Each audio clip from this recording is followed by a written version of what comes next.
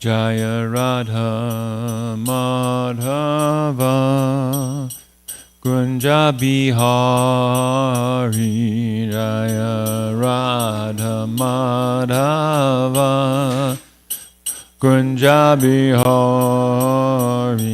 Jaya Radha Madhava Kunja Bihari Jaya Radha Madhava Kunja Bihari Gopi Jana Vallabha Girivardhari Jaya Gopi Jana Vallabha Girivardhari Jaya Gopi Jana Vallabha Girivardhari Jaya Gopi Jana Vallabha Girivardhari Yasodanandana Raja Jana Ranjana Yasodanandana Raja Jana Ranjana Yasodanandana Raja Jana Ranjana Nandana Raja Jana Ranjana Yamunatira Vanachari Yamunatira Vanachari Yamunatira Vanachari Yamunatira Vanachari Jaya Radha Madhava Kunja Bihari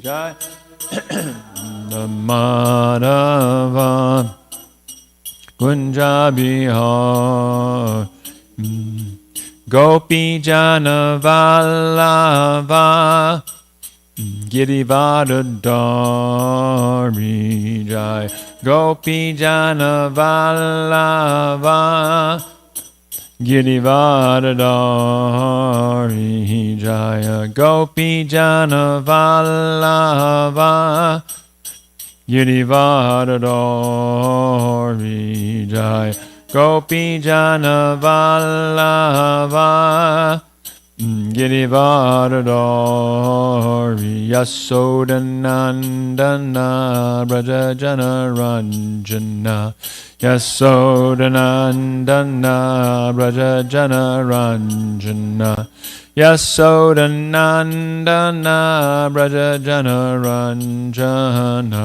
Yasodanandana Braja Jana Ranjana Yamunatira Vanachari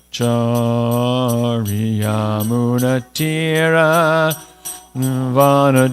Vanachari Yamunatira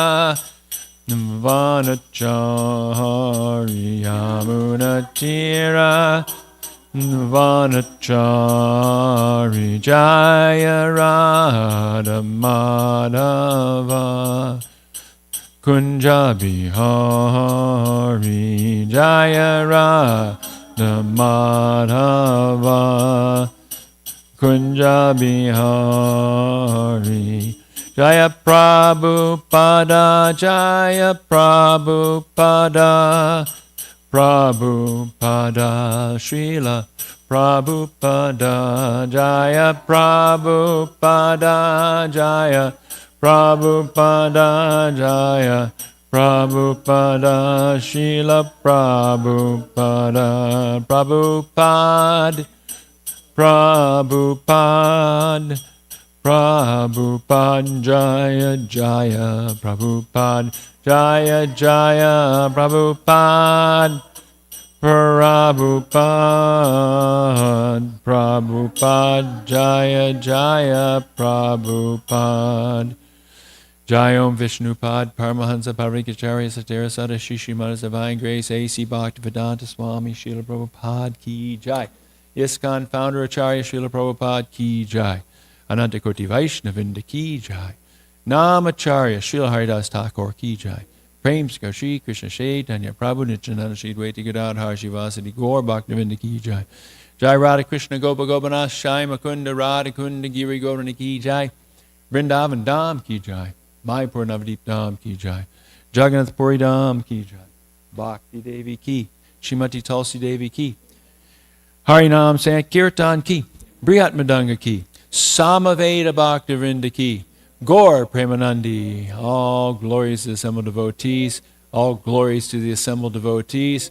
All glories to the assembled devotees. All glories, all glories. Shishi Guru and Gauranga Srila Prabhupada Ki Jai. Namo Om Vishnu Padai.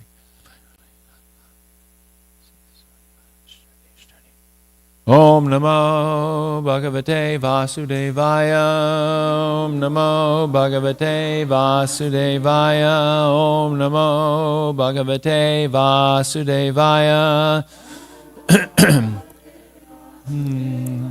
Om Namo Bhagavate Vasudevaya. Om Namo Bhagavate Vasudevaya. Reading from Srimad Bhagavatam, Canto 10. Chapter 46, and we'll be doing verses 16 and 17 today. They're not on the board because the mouse is broken and we can't do anything with the board. I think it's just a dead battery, so we'll see if we can fix it that way. So if you've got machines, phones, or whatever, you can follow along. Kaschid Anga Mahabhaga, Anga Mahabhaga. Sakana Shuranandana Aste Kulshalya Patyadyair Mukto Mukta Suridvrata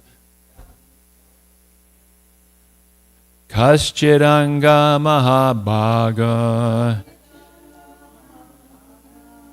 Sakana Suranandana Aste Kulshalya Patyadyair Yukta Mukta Suridvrata Kaschidanga Mahabhaga Sakana Shuranandana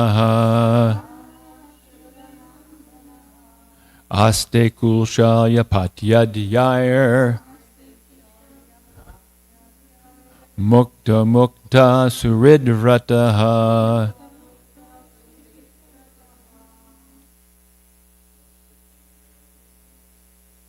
Kaschidanga Mahabhaga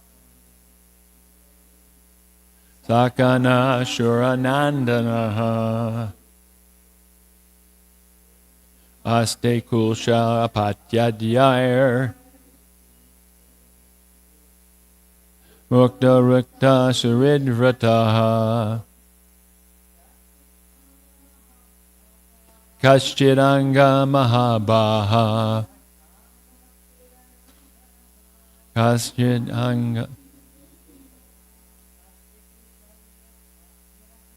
Aste Kulshalya Patyadyair Mukto Yukta Suridvrataha Kaschidanga Mahabhaga Sakana Shuranandana Aste Kulshalya Patyadyair Mukta Suridvrataha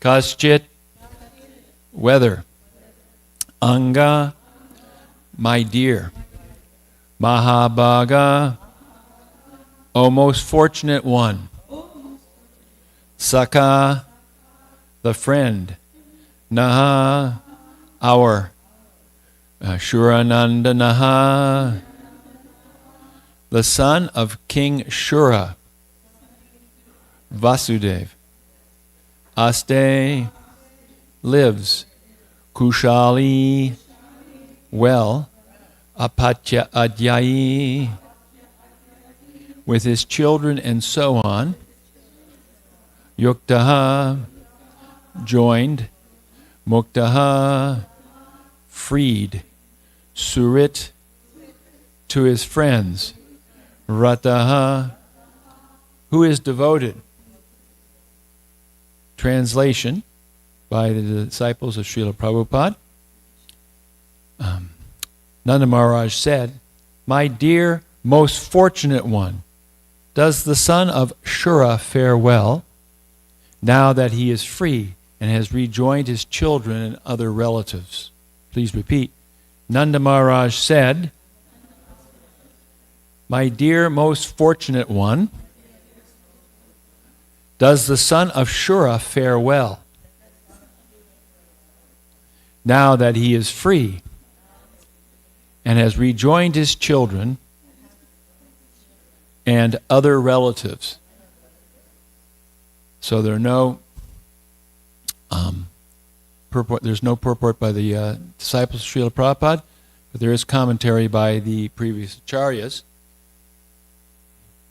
Vishwanath Chakravarti Thakur writes, fearing that if he asked about Krishna, his throat would choke up and tears would come to his eyes, Nanda first asked about the welfare of Vasudeva. Vasudeva was now freed from the prison house of Kamsa and from all sorts of dangers. Jiva Goswami writes, being unable to directly and immediately, being unable to ask directly and immediately about Krishna because of increased grief of separation, Nanda first asks about the welfare of Vasudeva as an introduction. O greatly fortunate Uddhava, you are qualified with great fortune since you are close to Krishna. We, however, are not qualified for such fortune. Thus, we are suitable to be rejected by him. As the son of Shura, Vasudeva has manifested his father's good fortune, since Krishna acts as his son. He is free from all dangers and united with his children, Krishna. He is surrounded by friends, including Krishna. Is he well? In this way, he asks generally about everyone and also the condition of Krishna. And Sanatana Goswami writes, and it's a similar purport to that of Jiva Goswami, Nanda asked about Vasudeva first, since he was Krishna's father and Nanda's friend. Or if he asked about Krishna first, he would be overcome with pain and would not be able to ask about other things after that. Or he asked the easy questions first, since the question about Krishna would be extensive. Or he had many worries about his dear friend Vasudeva because of his affection, and thus asked about him first. O fortunate one, you are greatly fortunate because you are dear to Krishna. We, however, are unfortunate since he gave us up. He does not mention Vasudeva's name directly because of his friendship and respect or because of natural affection. He also asks about children and wives, adhyayi. Vasudeva has been freed from all dangers and joined with children and relatives. He is surrounded by the yadus. He asks about the welfare of Krishna by asking about the welfare of all the yadus and family members like Devaki.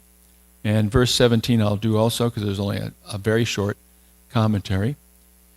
Dishya kamso hata papa sanuga swena papmana sadunam dharma shilanam yadunam dveshti yasada.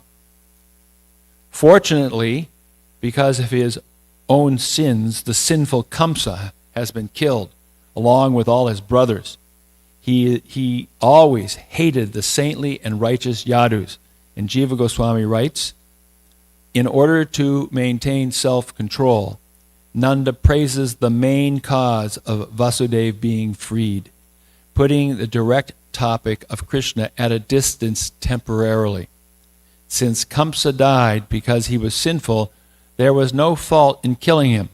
His sin was hatred of those of proper conduct, innocent people, and those following Dharma.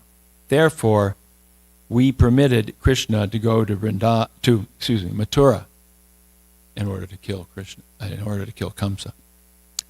Om Jnana Timirandasya Gyanan Shalakaya Chakshu Unminitangena Tasmai Shri Guruve Namaha Shri Chaitanya Manobishtam Stapitam Yena Bhutale Swayam Rupa Kadamayam Dadati Swapadantikam Nama Om Vishnu Padaya Krishna Pasai Bhutale Srimati Bhaktivedanta Swamini Tanamani Namaste Saraswati Deve Gauravani Bacharni Nirvasesa Shunyavadi Prashacha Deshtarni Vanchakalpa Charubhyascha Kripa Sindhu Vyevacha Patitanam Pavanebhyo Vaishnavebhyo Namo Namaha Jai Shri Krishna Chaitanya Prabhu Nityananda Shri Advaita Gadadhar Shivasadi Gaur Bhaktivinoda Hare Krishna Krishna Krishna Hare Hare Hare Rama Rama Rama Hare Hare.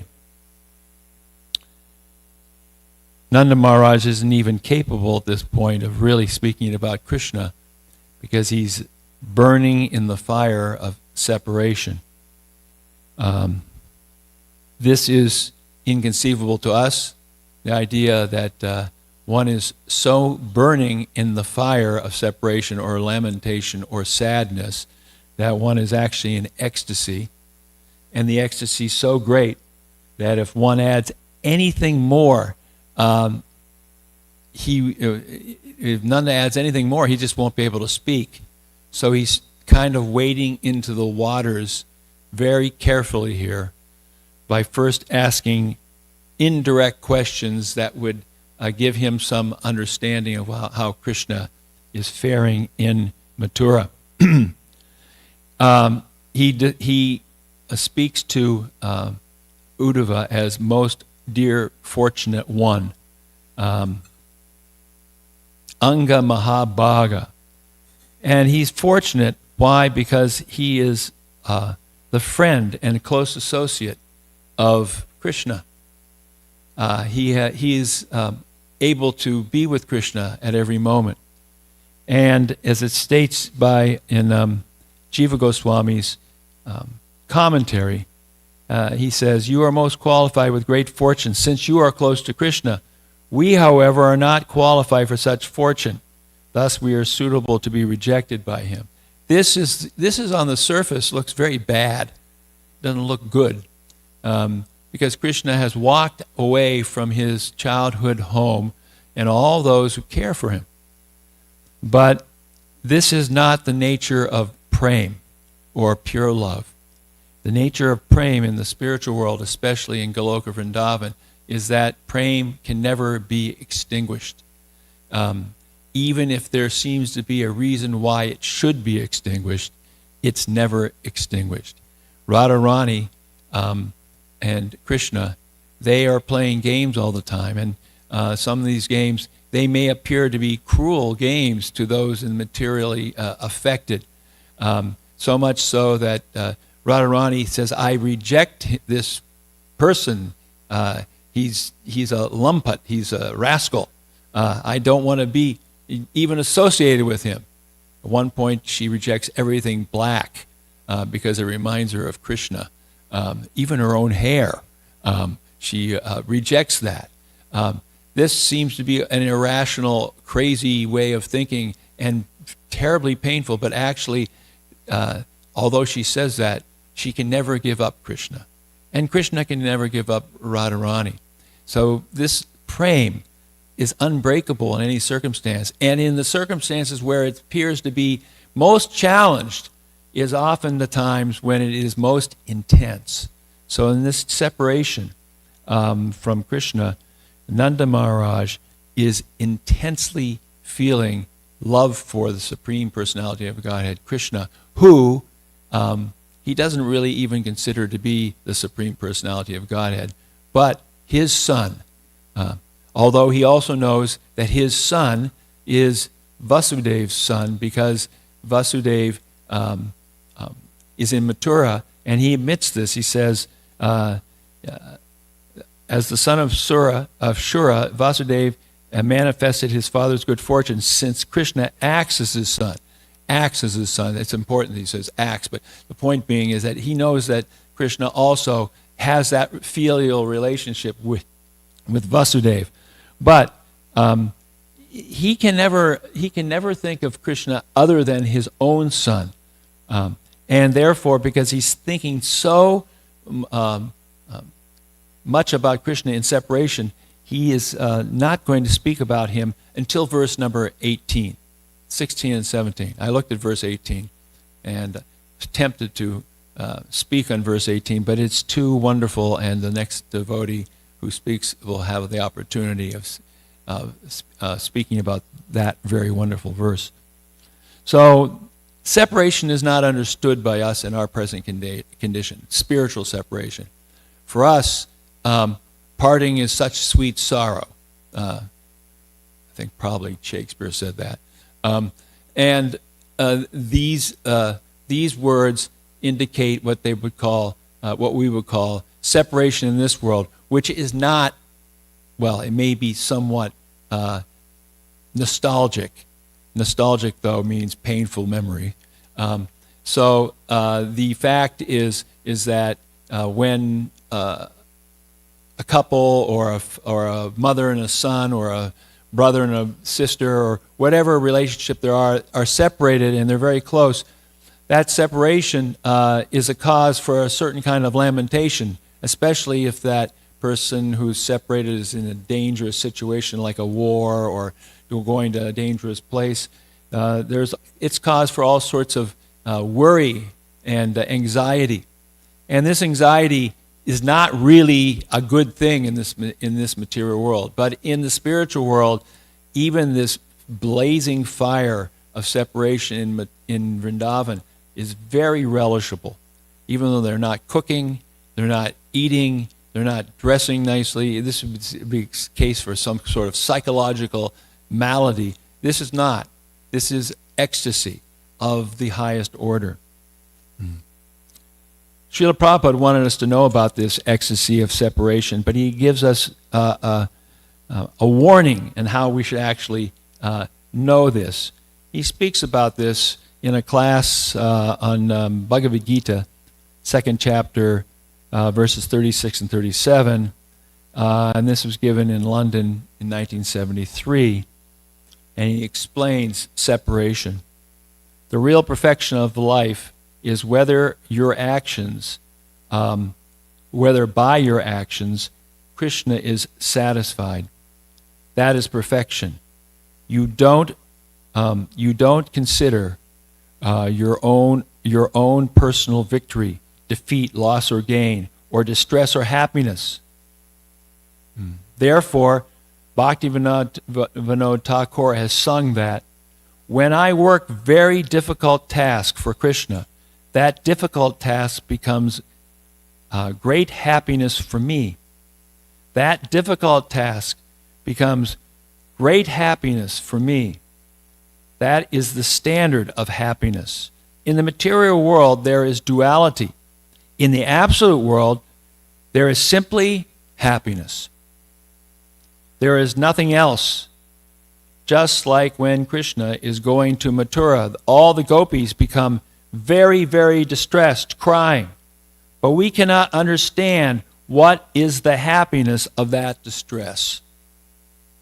We cannot understand from this material point of view. That is greatest happiness. When the gopis were crying in separation from Krishna, that is the greatest happiness. That is greater happiness than meeting Krishna. This is Krishna philosophy that is now beginning. The 6 Goswamis of Vrindavan, they were always saying, hey, Deva, hey, where is Krishna? I can't remember the Sanskrit now. Where is Krishna? Where is Radha? Where is Govinda? Where is Madhava? They're always chasing here and there, searching for for this son of Nanda and his consort Srimati Radharani. They never find Krishna.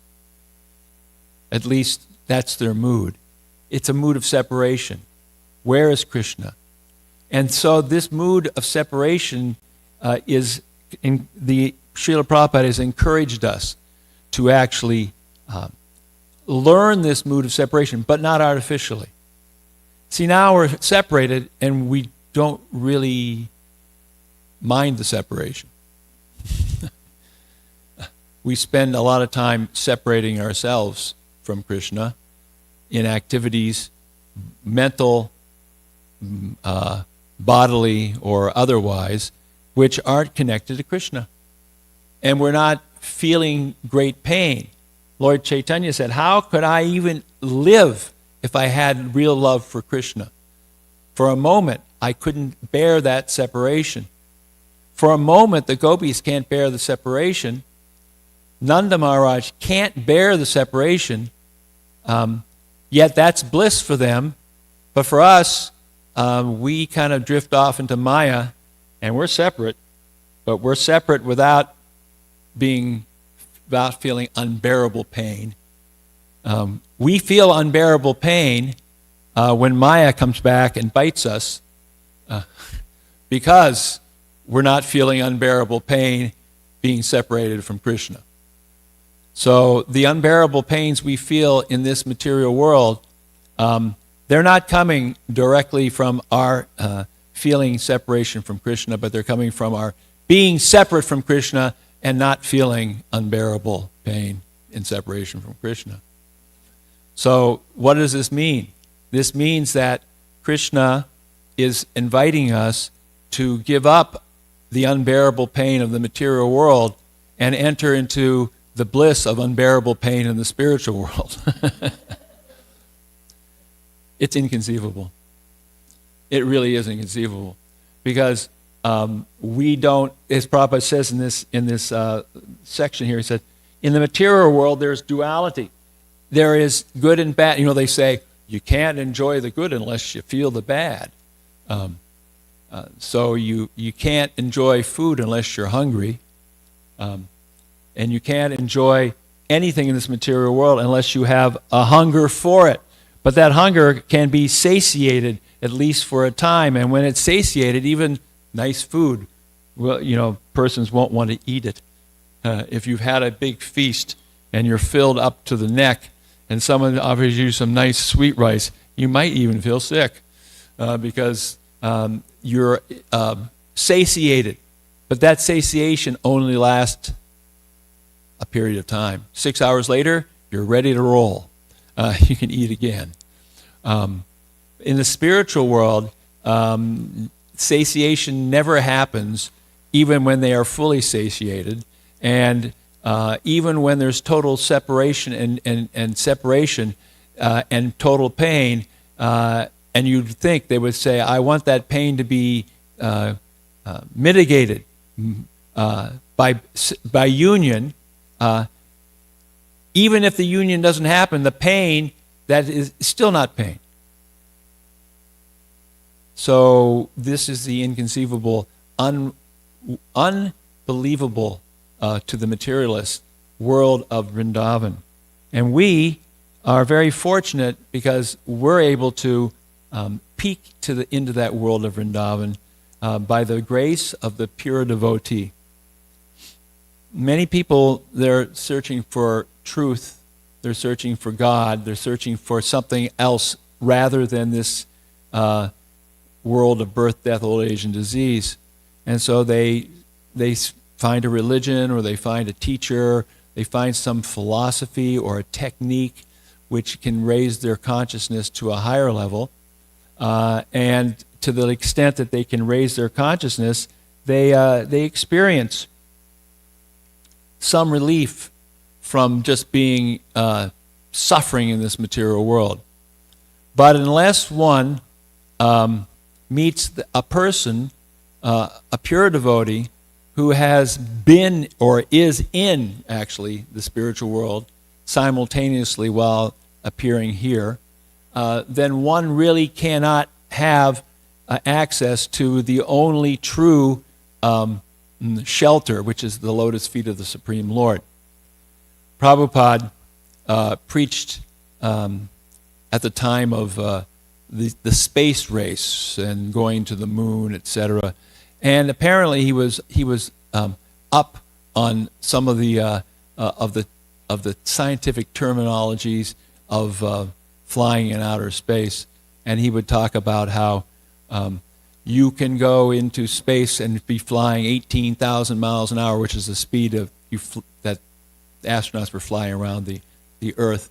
But unless you find a planet in which to take shelter, then although you're very high, you must come back down here. And so Prabhupada would make this point that one's techniques or one's yoga or whatever one uses to become elevated from the base level of consciousness is incomplete because it doesn't provide one full shelter at the lotus feet of the Supreme Lord. In other words, unless one can find a place to repose one's love for God, then one will simply go around in circles and have to come back down again, even though one may raise themselves very, very high. The impersonalists, they may raise themselves to a point of becoming completely immersed in the Brahman, but they'll have to come back because there's no shelter. But to take shelter, one has to actually have a relationship with the shelter. And that relationship with the shelter can only be a relationship where we become subordinate and realize our own insignificant position. It's the interesting paradox here is that in order for us to forget that Krishna is God and to have a perfect relationship with him, we have to first fully understand that Krishna is God and surrender to him, because without surrender to Krishna and putting ourselves into a subordinate position of service, and service doesn't mean service like in the material world. Again, in the material world, this duality issue is there. Service in the material world usually implies the idea of being subordinate, subservient to someone else who is holding something over you, your paycheck, or some sort of force. And service sometimes in this material world is done voluntarily out of love, but that service attitude only lasts for a moment of the material world, in our material journey, material life. The two lovers may be so devoted to each other that they're offering service to each other in what seems to be almost selfless love, but that lasts only a moment or a brief time. After that, they get married, and then after 14 years, they're divorced, because that moment of selfless service became a bondage and a misery. So, how to do this? How to become completely fixed in this mood by which we can actually understand our relationship with the Supreme Lord? Well, we can turn to Bhagavad Gita for that, because we have to have a beginning point. I'll tell you in a moment. We have to have a beginning point by which we can actually come to a place where we can develop our love for God. So this is from the 4 seed verses of the Bhagavad Gita. This is verse number 9, chapter 10. Matchita madgata prana bodhayanta parasparam katayantas chamam nityam tushanti cha ramanti cha. So this verse is full of very significant words. Matchita. Their minds are fully engaged in me. And the word chitta is used here. And chitta is, Prabhupada is using his mind here. But chitta also is actually, Prabhupada calls sometimes the mirror of the mind or the mirror of the heart. It's what we talk about when we say chaito darpana marjanam, cleansing the mirror of the heart. It cleansed the dust from the mirror. So the mind engaged fully in me, engaging our chitta fully in Krishna. Right now our chitta is engaged in a lot of stuff. and it's all over the place. So the chitta is very agitated. It jumps around. It doesn't. It isn't completely smooth. Like if you go to the pond at Air Mount on the day when there's no wind, you can see the trees around the pond very clearly. But if it's windy and there's lots of ripples, it's not clear.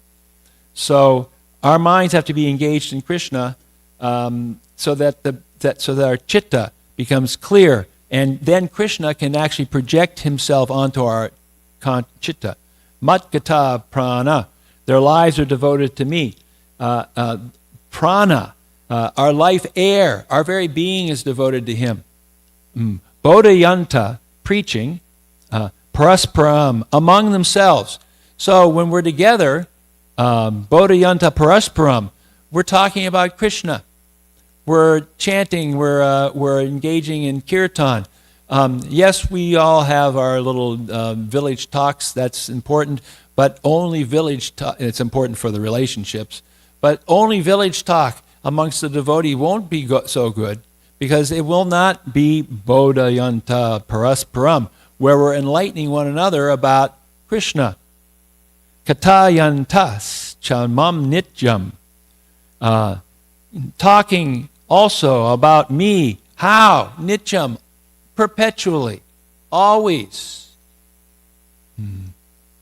That's why Bhagavatam class is important, because in Bhagavatam class, it's exclusively dedicated to talking about Krishna. We don't run down the sports scores or the news of the day, because those things are ephemeral. But what we speak about is Krishna. Tushyanti cha ramanti cha. What does that mean? Become pleased and enjoy transcendental bliss. So if we do that, we become pleased and enjoy transcendental bliss. If one is on the platform of Nanda Maharaj, this is absolute complete. If one is on the platform of Uddhava, it's practically absolute complete. It is absolute and complete, but it's not quite the same as Nanda. If we are on the platform that we're on now in practicing bhakti, it isn't always there.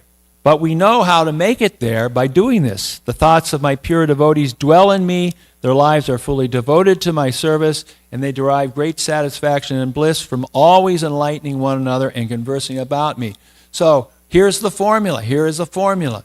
That if we try this, even if we're imperfect in doing it, if we try this, then we will be able to actually have tushyanti cha ramanti cha, transcendental bliss that we'll enjoy. Prabhupada writes in the first paragraph of the purport, pure devotees whose characteristics are mentioned here engage themselves in the transcendental loving service of the Lord. Prabhupada, when he speaks about the devotee, sometimes he says devotees. Here he actually emphasizes pure devotees. But when Prabhupada speaks about the devotee, he's speaking about that advanced devotee, pure devotee. And for us, we're the neophyte devotees. We're the aspiring devotees. But this is what we're aspiring for. And if we aspire for this and follow the process, then here's what Prabhupada says. Their minds cannot be diverted from the lotus feet of Krishna. Their talks are solely on transcendental subjects. The symptoms of the pure devotees are described in this verse specifically. Devotees of the Supreme Lord are 24 hours daily engaged in glorifying the qualities and pastimes of the Supreme Lord. Their hearts and souls are constantly submerged in Krishna, and they take pleasure in discussing him with other devotees. Now, this may not manifest itself completely with us because of our own conditioning. But we can see, Prabhupada is telling us, here's what, if we practice doing this, it will actually develop into this state of consciousness. And the beginning of this practice has to be, at least for periods of the day, we have to really be absorbed. And so that means that japa period must be really absorbed. Because the japa is that period of time where we're saying, at least for now, I don't have anything else to do. I don't have to do any work. I don't have to make any appointments. I don't have to do that. I don't have to think about a million things, although I will think about a million things, because that's the nature of the mind. But we know that if we seriously endeavor to try to just give ourselves that time where it's devoted to chanting, that gradually that amount of time will increase. Because in the beginning, sometimes we have to force ourselves even to chant a minimum amount of chanting because we're so, unfortunately we have no attraction for chanting, as it says in the second verse of the Shikshastika, because we're conditioned. Gradually we know we're getting healthier is that when we chant, we become less resistant to it and more attuned to it, so that maybe we're not in ecstasy, and maybe our chanting isn't always even on the Namabas platform, but it's coming there. We have a little taste for it. I can't imagine living without doing this, at least for this much. Now, to be on a level of Haridas Thakur, naturally and without being ingenuous, one has to be very advanced. Srila Prabhupada, he only initiated one person into Babaji while he was initiating, and the devotee insisted that he be able to go to Mayapur and just chant all the time. The devotee thought he had a terminal disease, so I guess he was thinking maybe I could chant for 6 months or 2 years. Unfortunately, when he found out that he didn't have a terminal disease, his chanting enthusiasm waned very quickly. And he no longer followed this path of 64 rounds chanting all day, or even more than that if you're really like Haridas Thakur. So we have to understand not to do this artificially. But the roadmap is there. And that roadmap states that we should be hearing and chanting and enlightening one another about Krishna consciousness. That's why we get together for programs. That's why we get together and read with friends. That's why we spend time reading Krishna book and reading Bhagavad Gita and sharing this with others. The opportunity to preach to others. All this is preparation for higher levels of Krishna consciousness, which are available to us if we follow sincerely through the process of Vaidhi Bhakti. Our goal is not Vaidhi Bhakti, our goal is Raganuga Bhakti. Our goal is to come to the spontaneous platform. But the road to spontaneity is through regulation and devotion to the principles given to us by our Gurudev. So we're in a wonderful part of the Bhagavatam now. The next several verses, Nanda Maharaj will be speaking about Krishna and recalling pastimes in Vrindavan, therefore living those pastimes again because they're absolutely always true. So, in this case, we can enter into Vrindavan each day by hearing from the Bhagavatam and hearing from the pure devotee, the person Bhagavat, Srila Prabhupada. So I'll stop and ask if there's any questions or a comment.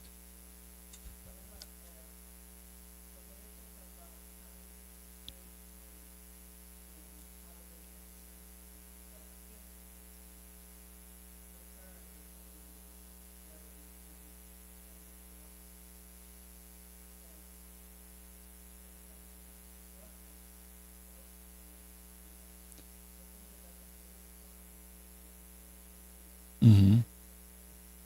Yes, it's incomprehensible.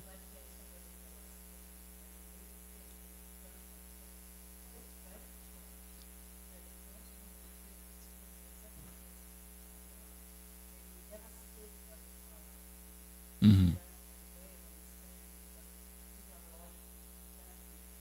Right.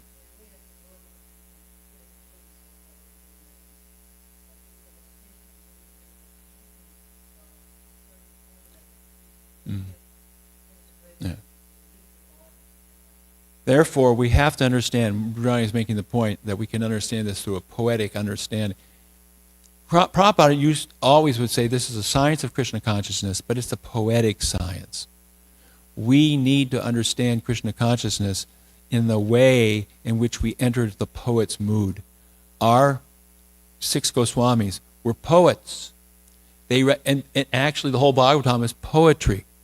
it's full of these meanings which are implied, these meanings which are, the word is dwani, in which you understand the connotation of what's being said, not just a denotation. So the connotation of Krishna consciousness is the connotation of ragmargi, and that's what we're ultimately seeking. Hare Krishna.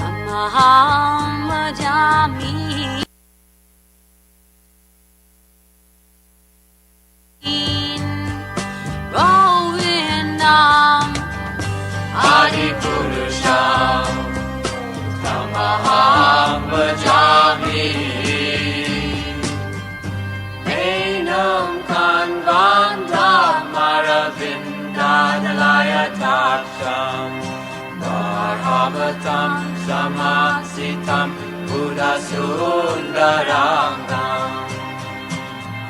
Kandar Agom Vikamaniya Vishesha Shobha Govindam Adipurusham Tamaham Jami Govindam Adipurusham Tamaham Jami Govindam Adipurusham Tamaham Jami Angani Yasa Sakalen Kriya Priti Manti Pasyanti Pan Vikayanti Chiram Naganti Ananda Chinmaya Sadhu Jala Vigrahasya Govindam Adipurusham Amaham Jami Govindam Adipurusham Amaham Jami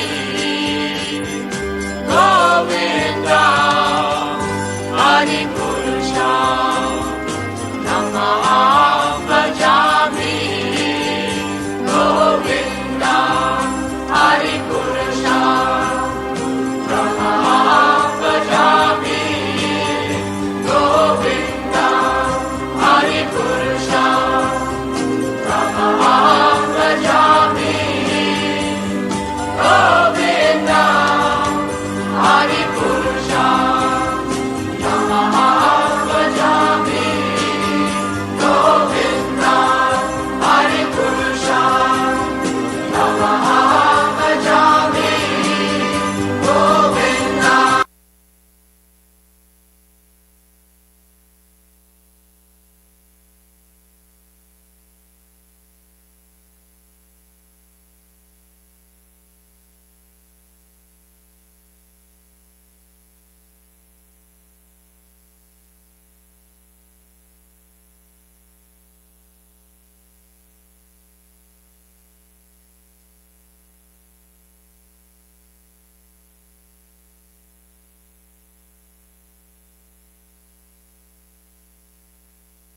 And I have the small ones.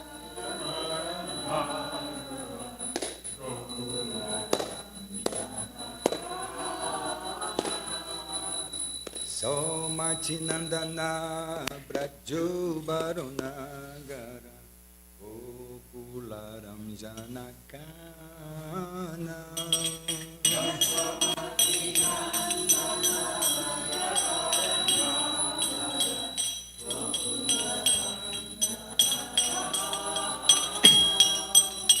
Gopi Paranadana Madana Manohara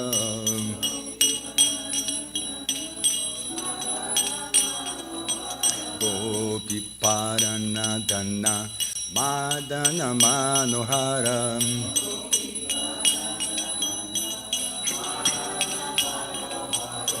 Kaliya Damona Vidana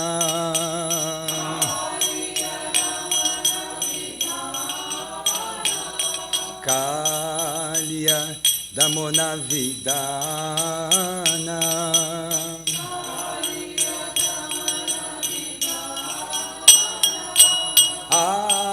Amalaharina Amiya Vilasa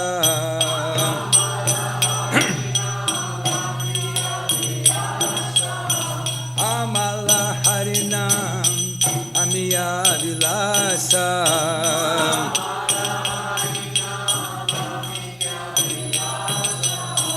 Vipina Purandara Navina Nagara Boram Vansivadana Suvasa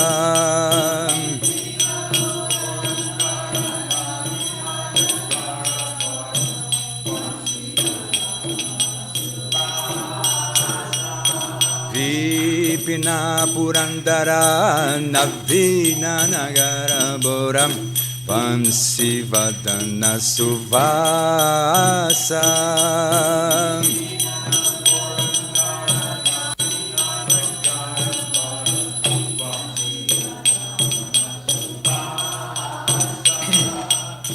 Prajajana Palana Sura Kulanasana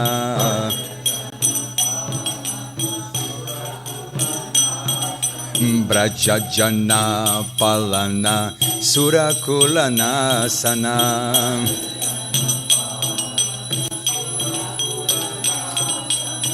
Nanda Godanara Kayola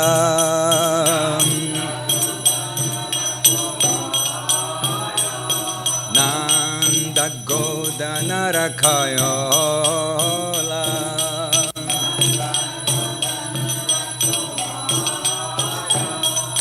Govinda Madhava Navanita Taskara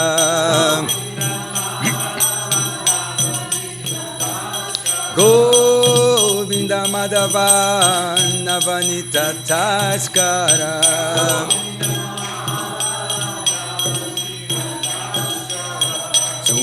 Sundarananda Gopala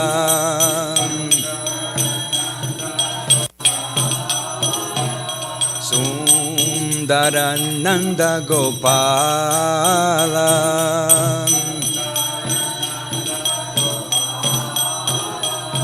Jamuna Tatachara Gopi Vasanaharam Rasa Rasika Kripa Moya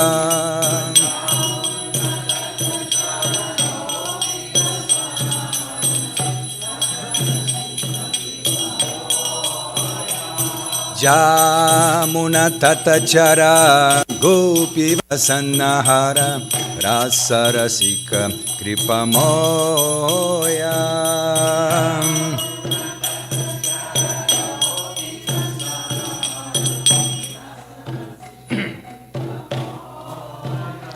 Sri Radha Vallabha Vrindavana Nattabara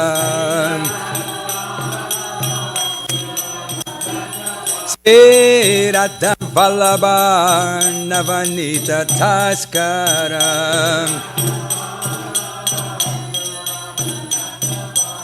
Bhakati Vinodasraya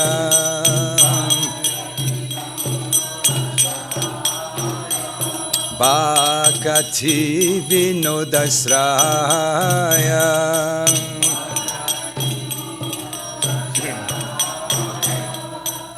Hare Krishna, Hare Krishna, Krishna Krishna, Hare Hare, Hare Ramo, Hare Ramo, Ramo Ramo, Hare Hare.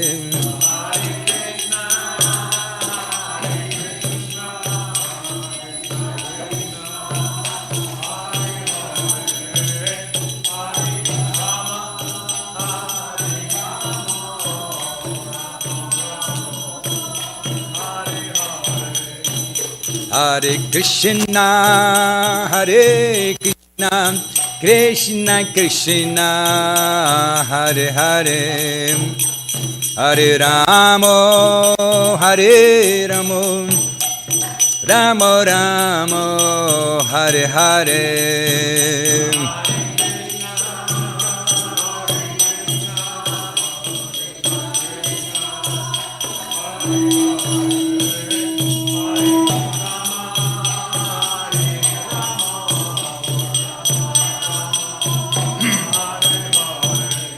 Hare Krishna, Hare Krishna, Krishna Krishna, Hare Hare, Hare Ramo, Hare Ramo, Ramo Ramo, Hare Hare.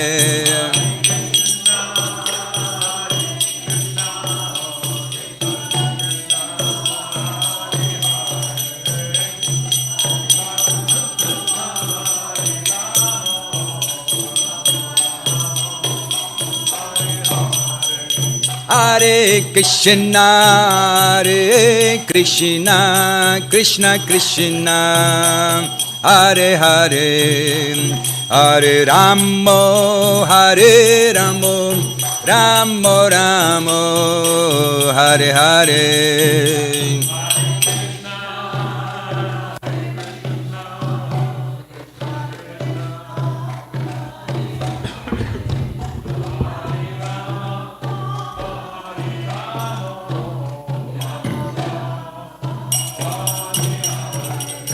Hare Krishna, Hare Krishna, Krishna Krishna, Hare Hare, Hare Ramo, Hare Ramo, Ramo Ramo, Hare Hare. Hare Bol.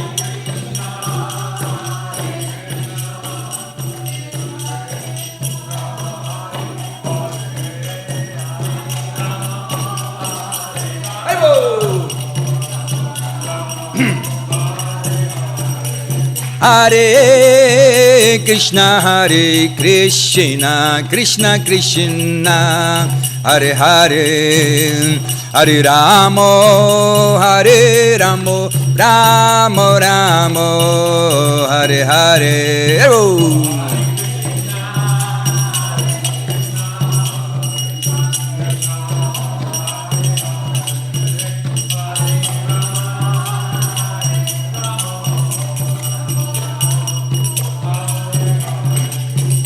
Hare Krishna, Hare Krishna, Krishna Krishna, Hare Hare, Hare Ramo, Hare Ramo, Ramo Ramo, Hare Hare.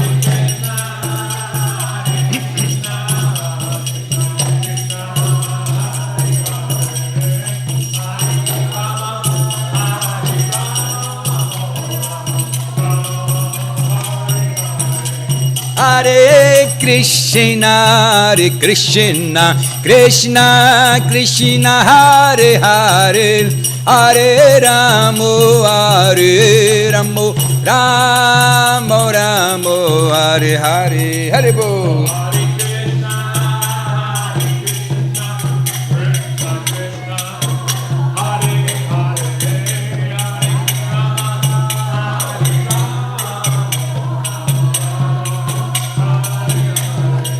Hare Krishna, Hare Krishna, Krishna Krishna, Hare Hare, Hare Ramo, Hare Ramo, Ramo Ramo, Hare Hare. Hare Bol.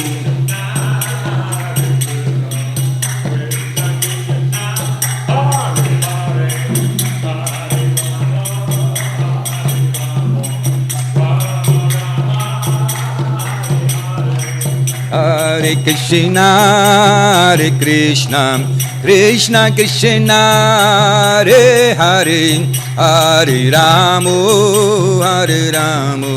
Ramo Ramo, Hare Hare, Hare Bo!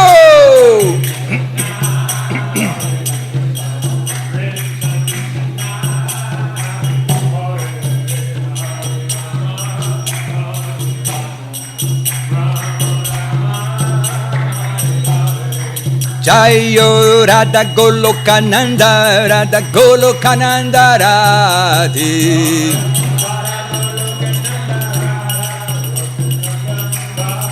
Jayo Radha Goloka Nanda, Radha Goloka Nanda Radhe.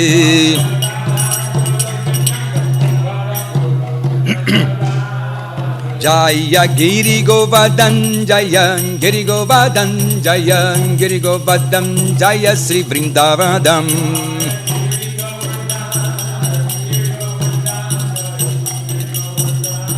Nitai Go Haribo Haribo Haribo Haribo.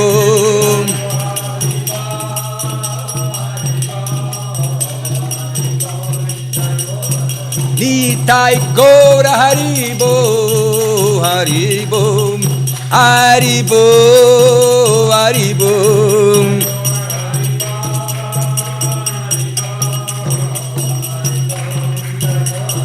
Jaya Prabhupada, Jaya Prabhupada, Prabhupada, Jaya Prabhupada.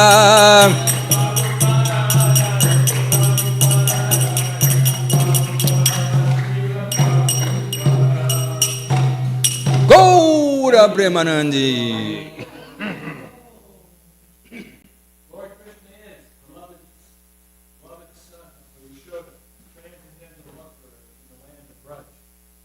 The delight of Gokula, known by the nickname Kana, the wealth of the lives of the gopis, attractor of Cupid, and punisher of the serpent Kalia. These pure holy names of Lord Hari are full of sweet nectarian pastimes. The Lord of the 12 forests of Braj, ever youthful, the best of lovers, player of the flute, and excellent dresser, protector of the inhabitants of Braj, destroyer of demoniac dynasties, keeper and tender of Nanda's cows, giver of pleasure to cows, land, and spiritual senses, husband of the goddess of fortune, butter thief, and beautiful little cowherd boy of Nanda Maharaj, wanderer of the Yamuna riverbanks, thief of the garments of the gopis, enjoyer of the mellows of the rasa dance, very merciful, lover and beloved of Sri Radha, the great dancer of Vrindavan, and the only shelter of Bhaktivinoda Thakur. Jai. Jai Bhava.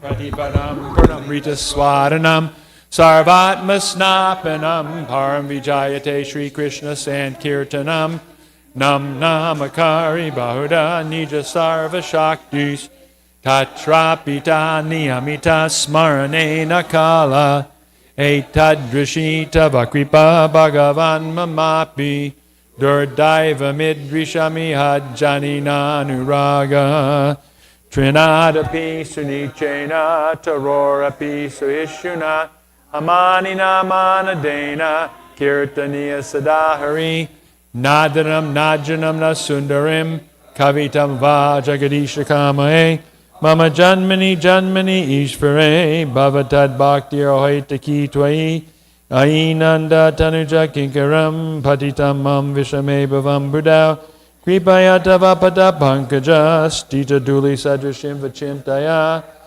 Nayanam Galashudaraya Varanam